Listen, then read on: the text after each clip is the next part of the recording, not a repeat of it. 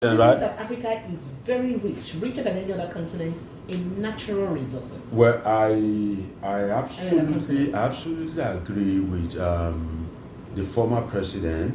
Although it will be very difficult for Africa to achieve that economic integration. This topic that you give me, it's very long. So I'm trying to restrain myself. That's how you do. You give me topic. This topic is very dicey. In fact, I wish I did not talk about it now because we have seen incidents and reports where some Westerners, carry about that it should be deliberate that Africa must remain impoverished.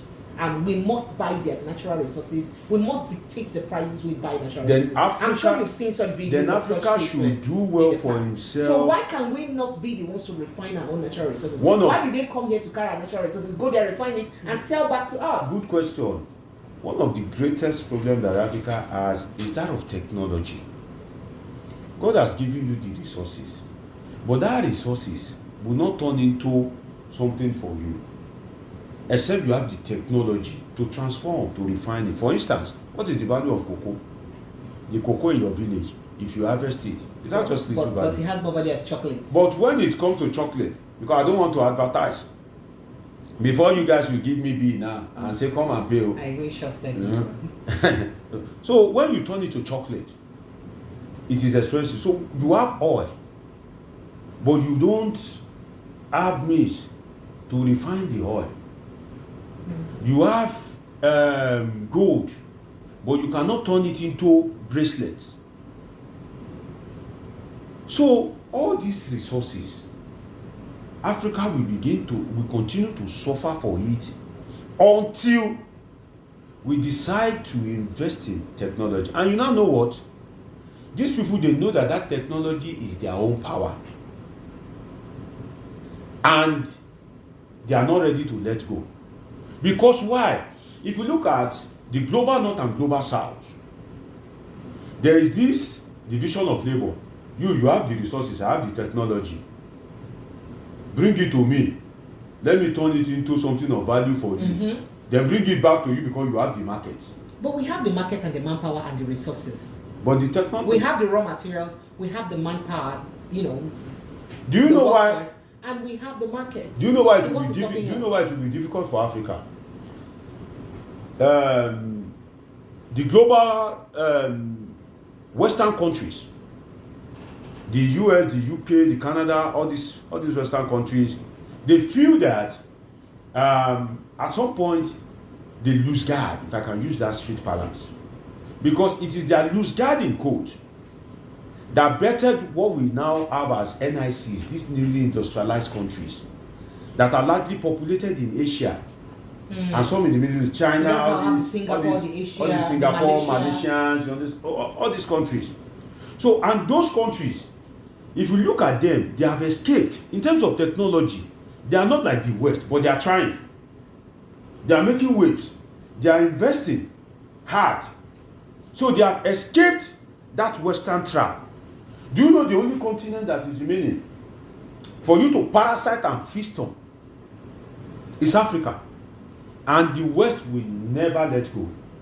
Now, to the home front, the former president himself, the question we need to ask ourselves is, what has he done? You see, when Obasanjo speaks with profound respect to the former president, I see him as somebody that is speaking from the perspective of experience is the best teacher.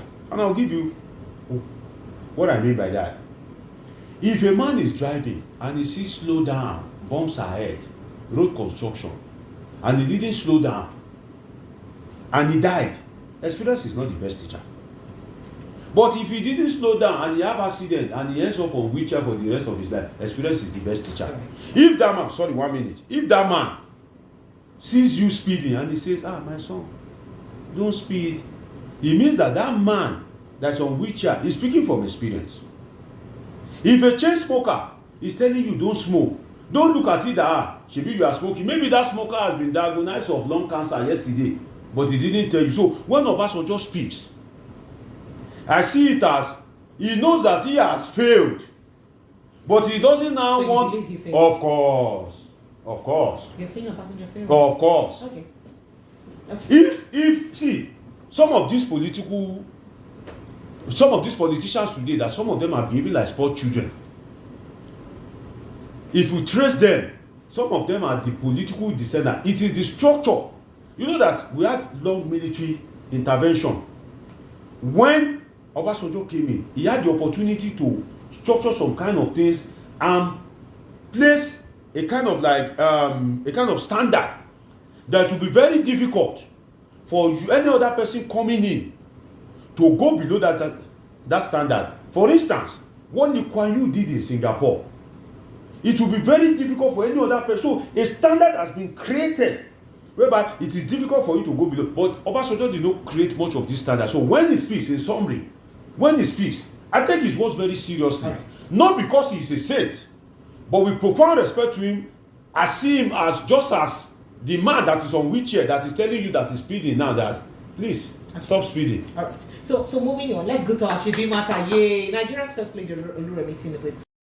Hello, great people. Let me put some context to the video you just watched. I was at VOP Radio TV, and the presenter Precious Enyi asked me about my reaction about one of the statements of former President Olusegun Obasanjo, whereby he was talking about the incapacity of Nigeria and African leaders to have developed the country. So I put it in context that Obasanjo is also part of the failure of the African continent, because he himself did not set good standard and he did not do much to eradicate poverty and make sure that Nigeria becomes an independent nation that will be able to utilize its natural resources. Because when Obasanjo was there for 8 years, it didn't affect the usage of our natural. For instance, the oil, the refinery went working throughout Obasanjo's 8 years. Then I try to put it in context as regards Africa, that if you look at it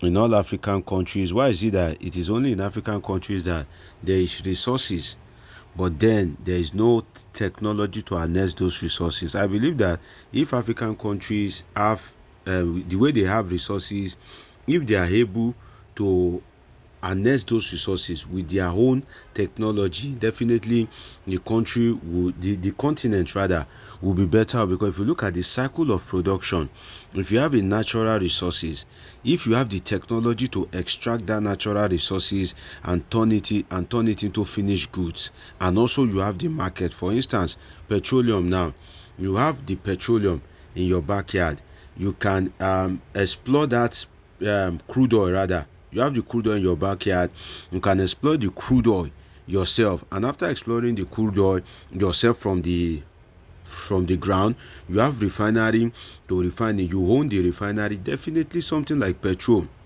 will be cheap in Nigeria. So I was extraying the incapacity of the African countries to have tried to assert their own true independence by making sure that they develop themselves technologically in such a way that they can access their resources for their own benefit. It's actually a very long topic. It's a detailed topic, like I said at the beginning of the video. So that's why you need to stay tuned to Politics, so that we can always politic together.